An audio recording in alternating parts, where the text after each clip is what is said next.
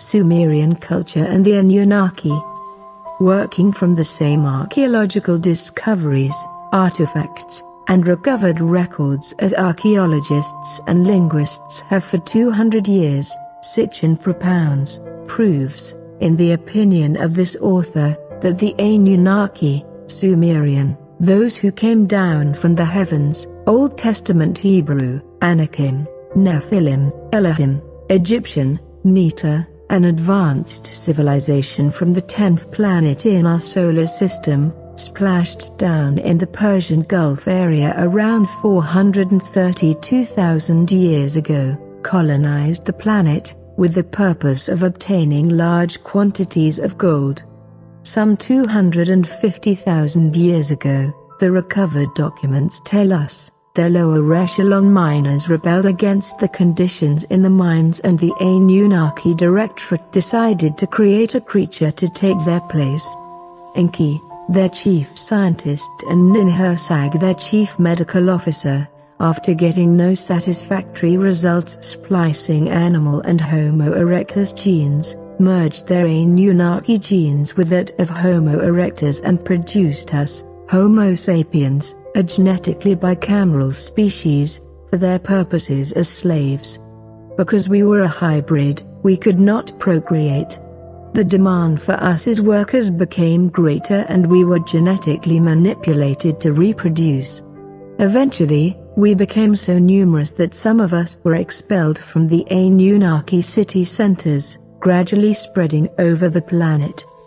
Having become a stable genetic stock and developing more precociously than, perhaps, the Anunnaki had anticipated, the Anunnaki began to be attracted to humans as sexual partners, and children were born of these unions. This was unacceptable to the majority of the Anunnaki High Council, and it was decided to wipe out the human population through a flood that was predictable when Nibiru, the 10th in our solar system and the Anunnaki home planet, came through the inner solar system again, around 12,500 years ago, on one of its periodic 3,600-year returns. Some humans were saved by the action of the Anunnaki official, Enki, who was sympathetic to the humans he had originally genetically created. For thousands of years, we were their slaves, their workers, their servants, and their soldiers in their political battles among themselves.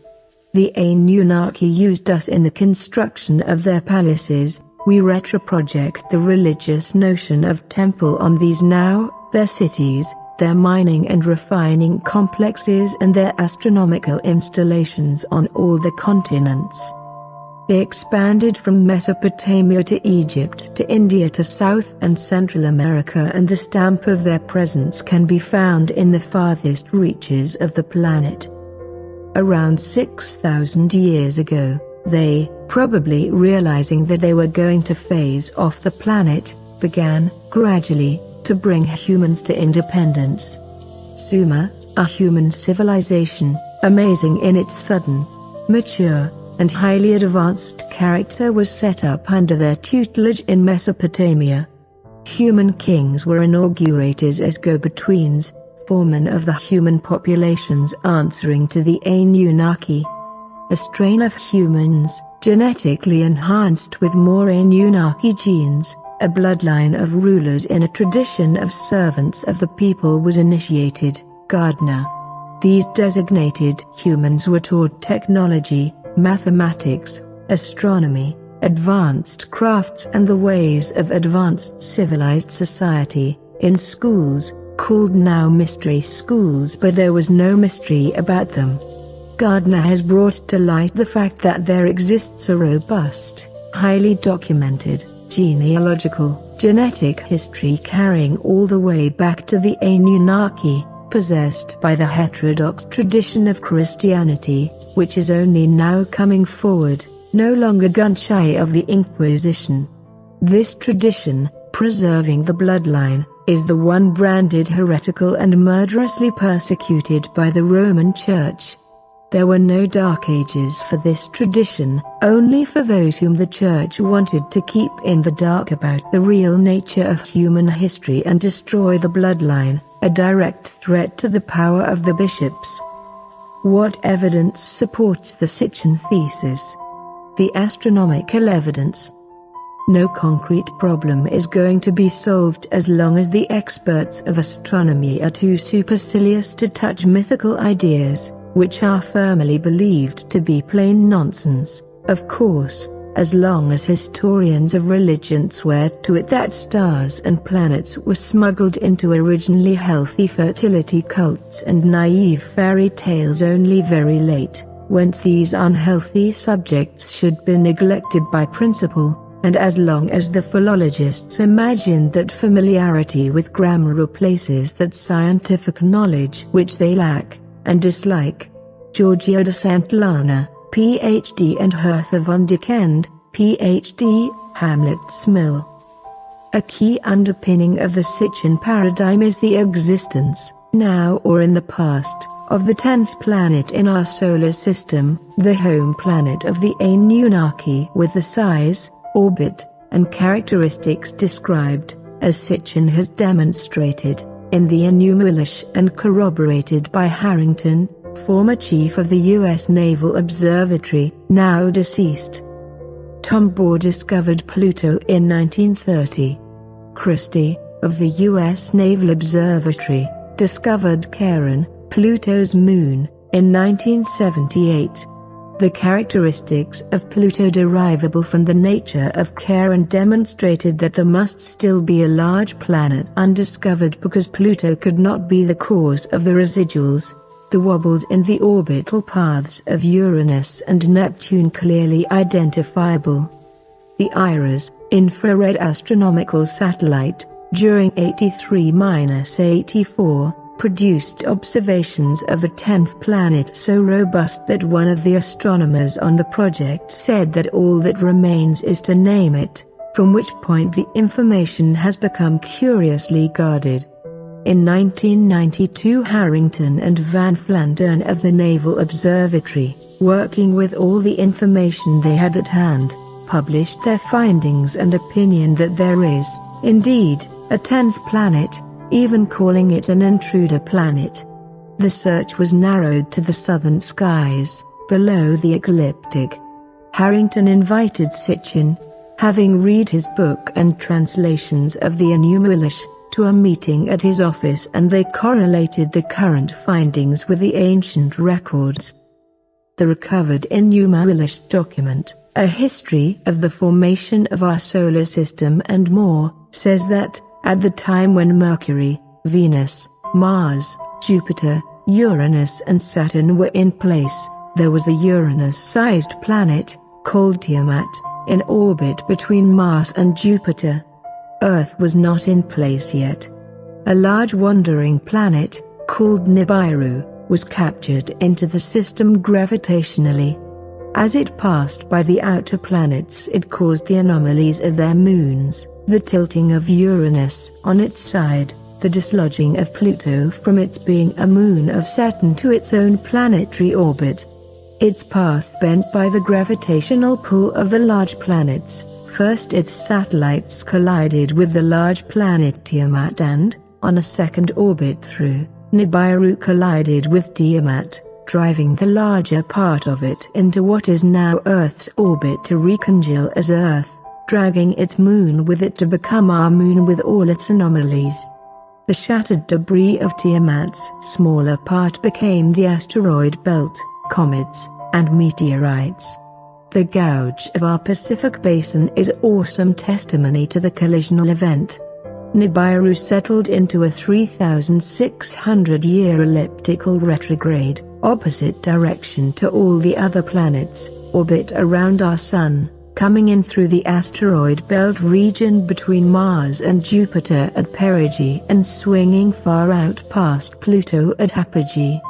Harrington acknowledged that his information agreed with all these details and the maps they each had drawn of the orbits were almost indistinguishable. The current probable location of Nibiru, Planet X, our 10th estimated by both was the same. It is the opinion of this author and others that, in light of the evidence already obtained through the use of the Pioneer 10 and 11 and 2 Voyager spacecraft, the infrared imaging satellite, IRAS, 8384, and the clear and unequivocal statements of Harrington when consulting with Sitchin, that the search has already been accomplished, in fact that the planet has already been found. We need to force the issue of the 10th planet being in our solar system, not just to demonstrate the validity of the new paradigm but for a very practical reason. The ancient records are very clear. The passage of the 10th planet, Nibiru, once every 3,600 years, through the inner solar system affects the Earth, sometimes in catastrophic ways. It is very probably the cause of pole shifts, pole reversals, changes in the precessional movement, perhaps even catastrophic bombardment by asteroid-sized space debris that it may drag along with it. Since it passes through the asteroid belt area between Mars and Jupiter, and its orbital path may vary depending on the position of the other planets when it comes through, it may have been responsible for the devastation of Mars. A rigorous, detailed computer modeling of the solar system, including the 10th planet, needs to be done urgently for our own planetary safety.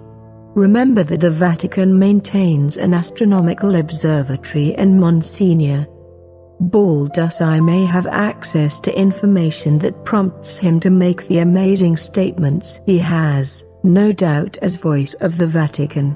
The technological evidence, UAPs, is the term used to describe the purportedly out-of-place in time artifacts, toys, tools, technical devices, depictions and documents which have come to light through archaeological excavation or discovery.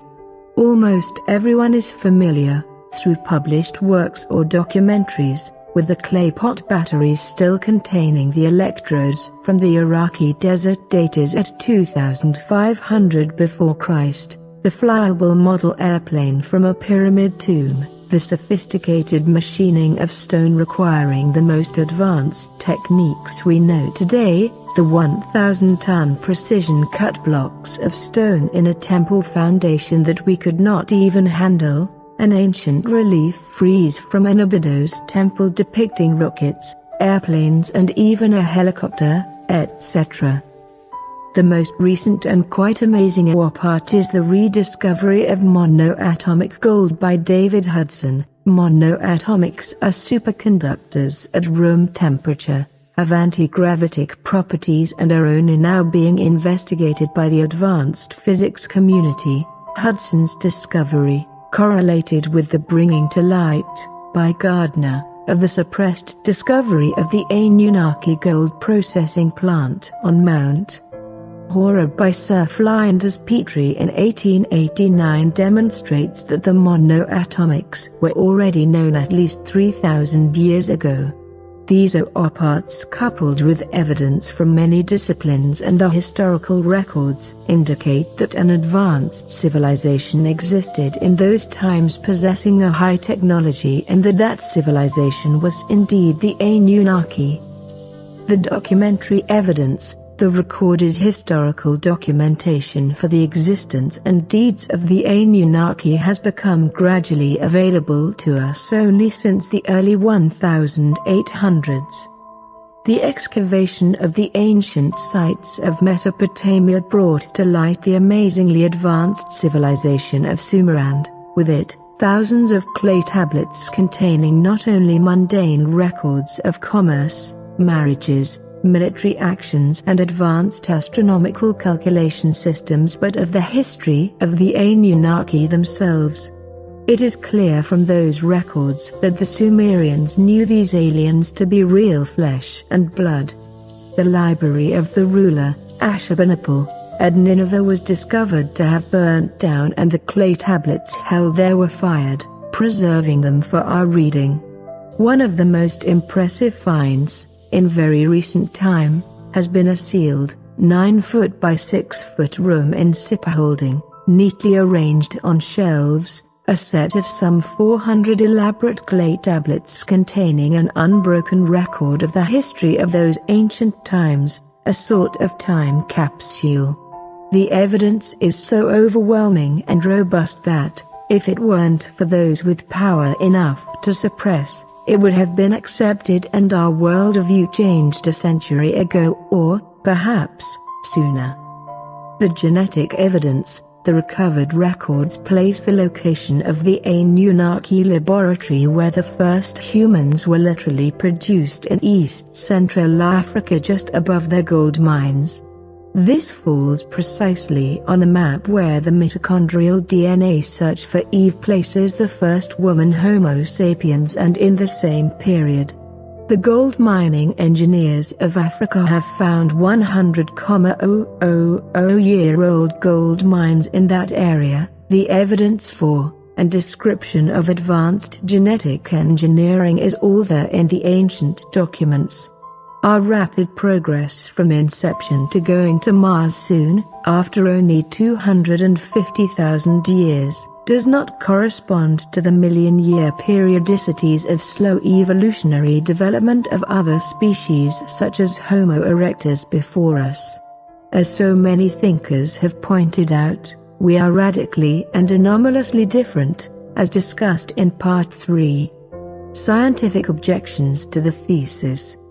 How could the Anunnaki, clearly described as comfortable in Earth gravity and atmosphere, very similar to current humans in all ways, have evolved on a planet within our solar system whose orbital apogee takes it into the deep cold of space for much of its orbit? The ancient records repeatedly describe Nibiru as a radiant planet. This may be understood as having a high core temperature.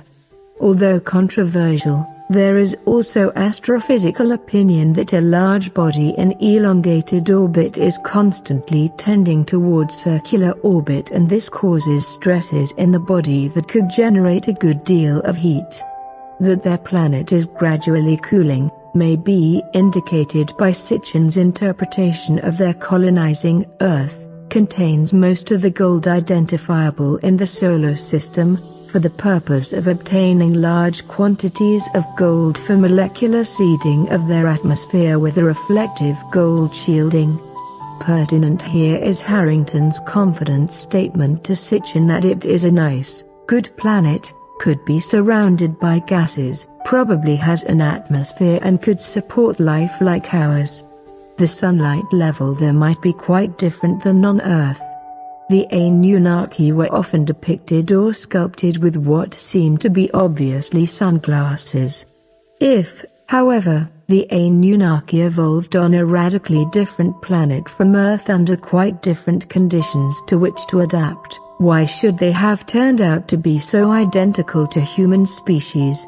Sitchin's answer is based on the collisional event between the intruder planet, Nibiru, and the planet Tiamat, the residual part of which recongealed into the Earth after being driven into current Earth orbit.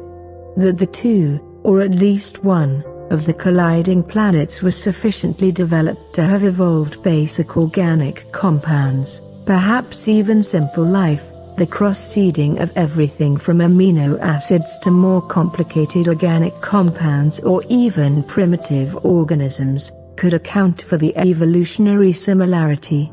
Although this author finds it a reasonable hypothesis, even trivial, that advanced civilizations would be capable of crossing extremely different genomes, perhaps with even radically different bases, the cross-seeding theory can account for the apparent relative ease with which the Anunnaki impinged their genes on the genes of Homo erectus. The Anunnaki skill level, 200,000 years ago, is indicated well by the recorded fact that, in early trials, they succeeded in crossing animal genes with Homo erectus genes, obtained living hybrids but never a satisfactory product, which led them to modify Homo erectus genes with their advanced genes. If our genome is estimated as 98% to 99% similar to the chimpanzee, How could there be a melding of the Homo erectus and Anunnaki genomes, or impingement of the advanced code on the lesser advanced one detectable?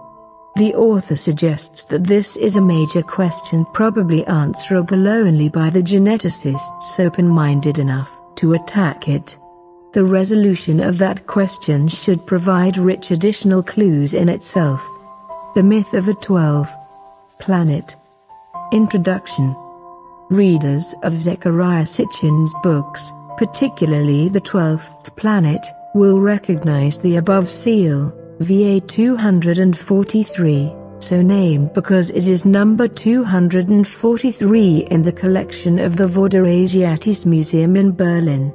This seal is the centerpiece of Sitchin's theory that the Sumerians had advanced astronomical knowledge of the planetary bodies in our solar system. This knowledge was allegedly given to the Sumerians by extraterrestrials, whom Sitchin identifies as the Anunnaki gods of Sumero-Mesopotamian mythology. In the upper left-hand corner of the seal, Sitchin argues, one sees the sun surrounded by 11 globes. Since ancient peoples, including the Sumerians according to Sitchin, held the sun and moon to be planets, these 11 globes plus the sun add up to 12 planets. Of course, since we now know of 9 planets plus our sun and moon, part of Sitchin's argument is that the Sumerians knew of an extra planet beyond Pluto.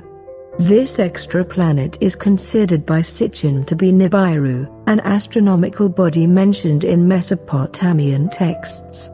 Sitchin's works detail his contention that Nibiru passes through our solar system every 3,600 years, and so some believers in Sitchin's theory contend that Nibiru will return soon. Some followers of Sitchin's ideas also refer to Nibiru as Planet X. Is Sitchin correct, in whole or in part? Is Nibiru a 12th planet that will soon return? Does VA 243 prove his thesis? Unfortunately for Sitchin and his followers, the answer to each of these questions is number. This paper will focus on the heart of his theory, VA 243. Nibiru is the subject of another paper on my website. Method and approach. The study of cylinder seals is actually a very specialized sub-discipline within Sumerology and Assyriology. It is possible to determine, through the efforts of cylinder seal specialists of the recent past and current experts, to decisively say that Sitchin's interpretation of this seal is deeply flawed and lacks scholarly merit. In short, his theory is false and is unsupported by the seal itself. In the discussion that follows, I will demonstrate that VA 243 in no way supports Sitchin's ideas. My reasons, lines of argument for this are: 1. The inscription on the seal, left hand and right hand sides, which are not discussed by Sitchin, says nothing about planets or any element of astronomy. Rather than offering an independent translation, I will defer to authorities on Sumerian seal inscriptions in this regard to avoid any charge of bias. 2. The alleged sun symbol on the seal is not the sun. We know this because it does not conform to the consistent depiction of the sun in hundreds of other cylinder seals and examples of Sumero-Mesopotamian artwork. I will describe the typical depiction, determined with certainty because it appears with texts about the sun god, Shamash-Akkadian, known as Uta in Sumerian, and provide image examples. Sources are provided for readers to check for themselves. The sun symbol is actually a star, which in Mesopotamian art could have 6 or, more commonly, 8 points. Lest the modern reader retort that well, the sun is a star, I offer several images where the star symbol and the sun symbol, which again, is not that in VA 243, are side by side and distinct from one another.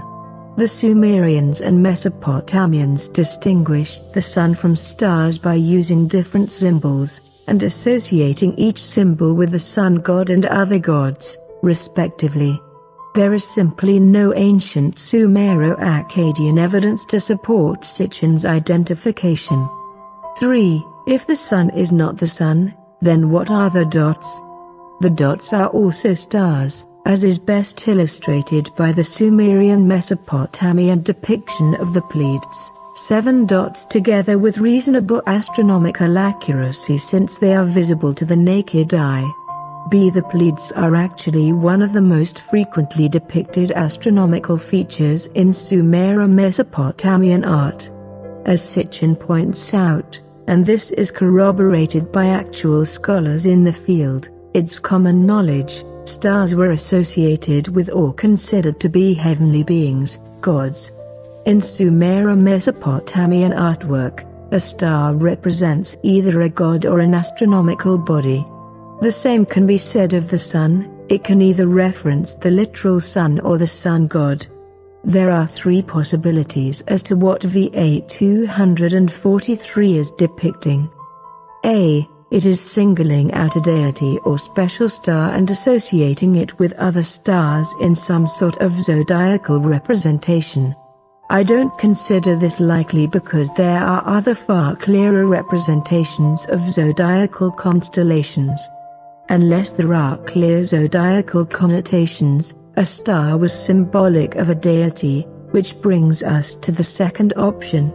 B. More probable is the idea that the central star stands for a deity that has some association with fertility, as in crops, since the inscription describes an offering made by a worshipper, who is named, to a seated god who is associated in the seal with fertile harvest. Since there are 2 other figures in the seal in addition to the seated god, and one is the ephora, the remaining figure is likely a deity also associated with the offering. In favor of this possibility are the implements shown on the seal with respect to these 2 figures facing the seated god and the figure's headdress. Also in its favor is the fact that there are literally hundreds of such offering seals, and may have a star in upper proximity to the figure's heads, signifying the figure is a deity, see the example. C. Since the star is surrounded by 11 other stars, dots, the artistic depiction could stand for the lead god of the Mesopotamian Divine Council and its other 11 Arpatir members. Recall that, as Sitchin again points out, the Mesopotamian Council had 12 members. I have noted before that the 12-member council isn't always consistent in Mesopotamian religion. At times 8 gods are considered the council, but 12 is the more prevalent number. This thesis is attractive, but I can't say there is much to commend it over option B. The reader might be thinking at this point, well, isn't the sun god the leader of the pantheon? So if this symbology points to the divine council, the center symbol could still be the sun? This would be an erroneous line of thought, since in Sumero-Mesopotamian religion the sun god is not the high god. The high god is Anu, later, Marduk, not Shamash. These options are admittedly subjective, but one thing is certain. The sun symbol does not conform to the abundantly frequent symbol for the sun in Sumero-Mesopotamian art. We are not dealing with a depiction of the solar system. Astronomer Tom van Flandern pointed this out years ago anyway, since the sizes of the planets around the alleged sun do not conform to the correct sizes of the planets, and the distances from the pseudo-sun are not depicted in such a way as to depict elliptical, or at least varying, orbits. The link to Van Flandern's critique is on my website. 4. There is not a single text in the entire corpus of Sumerian or Mesopotamian tablets in the world that tells us the Sumerians, or later inhabitants of Mesopotamia, knew there were more than 5 planets. This is quite a claim. but is demonstrable through the work of scholars who specialize in cuneiform astronomy. Below I list all the major works on cuneiform astronomy, catalogues of texts, dissertations, books, and invite readers to check them out of a library and look for themselves. Literally every cuneiform text that has any astronomical comment, even with respect to astrology and omens, has been translated, catalogued, indexed, and discussed in the available academic literature. The tablets are often quite detailed, even discussing mathematical calculations of the appearance of planetary bodies in the sky, on the horizon, and in relation to other stars. The field is by no means new, and is considerably developed. All of the above facets of the discussion are now offered in more detail with bibliography. 1. The inscriptions on VA 243.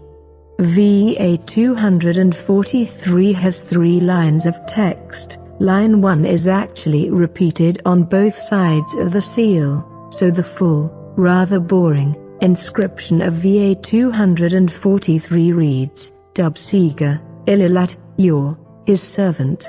Nothing in the inscription suggests anything remotely to do with astronomy or planets. In an email correspondence with Dr. Rudy May, whose dissertation was on cylinder seals, Dr. May commented on the inscriptions and the seal, and I interject a few comments in brackets. The seated figure is a god, the flounced garment is normal for deities, though kings start wearing them a little later. Deities also have the distinctive headdress. Most scholars call it a horned headdress, but I've always thought it looked more like flames than horns. Ancient texts often refer to deities having a bright, shining, brilliant aspect. This is true across the ancient Near East. Witness the Shining One terminology I discuss in the facade and in several papers on my website. They don't mention horns. The introducing figure also has the horns of divinity. This is a strong contextual argument that the symbol, again, it's not the sun, to the upper left of the introducing figure is a star. Precisely because they shine, stars were associated with deities. Shamash, the sun god, had his own symbol of the sun. See below for what it looked like. 2. The sun symbol. This is perhaps the biggest problem with Sitchin's interpretation of VA 243 signifying the solar system. Simply put, if the central symbol in his solar system isn't the sun, the interpretation collapses completely. There's actually a good deal of evidence to demonstrate decisively that Sitchin is wrong here. Toward offering that evidence, we'll first introduce a few general comments on Sumero-Akkadian symbols and move to the specifics. A. General comments. Like all ancient religions, Sumero-Mesopotamian religion had a great concern with heavenly bodies that could be observed with the naked eye. In particular, the sun, moon, and Venus were important focus points because of their ease of visibility, and each was artistically symbolized and stood for a deity. In Sumer-Mesopotamian religion, the sun god symbology was very clear. Sun god equals Shamash, Yuta in the Sumerian language E. The symbol of the sun god in Sumero-Mesopotamian religion was a central circle with 4 extended arms with wavy lines in between each arm, most common, or a circle with only wavy lines. The entire symbol was itself nearly always, I don't know any exceptions, but there may be one, just being cautious here, inside a circle, as right F. The reader should note immediately that this is not the symbol on VA 243. VA 243's pseudo-sun lacks the wavy lines and is not set inside a circle. This sun symbol is ubiquitous in Sumero-Mesopotamian religious artwork. The other common symbol for the sun god was the god in flight upon a set of wings, a depiction akin to the winged disk in Egyptian religion. The above classic solar disk iconography in Sumero-Mesopotamian religion is contrasted with the star symbol, used to symbolize either stars in constellations, any deity. The star is either over the deity's head or above it to the left of right, or Ishtar, Sumerian Inanna, who stood for Venus, the most visible object in the sky aside from the sun and moon G. Note that this example has 8 points. This is the most frequently attested style in Sumero-Mesopotamian religious art. The star also is found with 6, like VA 243, or 7 points, and the points even vary within the same seal or stela carving. It wasn't consistent in points, but what the symbol stood for was consistent, either a star, planet, or deity, but not the sun. The star symbol is either set within a circle or, far more often, not within a circle. It is clearly distinct from the sun symbol. How do I know that the symbol of VA 243 is a star and not the sun disk? Other than the obvious noted above, that VA 243 does not have the wavy lines between the arms of the symbol and is not set within a circle, Sumero-Mesopotamian religion often grouped the symbols for the sun god with that of the moon god. Akkadian equals Sin, Sumerian equals Nana, and Ishtar, Sumerian equals Inanna. This isn't surprising since they were so readily viewed. In short, they didn't confuse the symbols and neither should we. This group threesome is very prevalent in Sumero-Mesopotamian art, and compels the observation that the sun symbol and star symbol were distinguished from each other. Ursula Seidl, Die Babylonischen Kudaru Reliefs, Tafel 19, Vierte Gruppe, Stela B equals the Babylonian Kudaru Reliefs, Plate 19, 4th Group, Relief B. Note the wavy lines and encircled sun symbol on the lower right.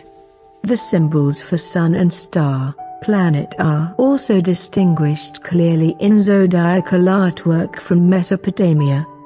The sun symbol, left, and star symbol, right, are next to each other under the snake, Draco. Note the wavy lines of the sun symbol.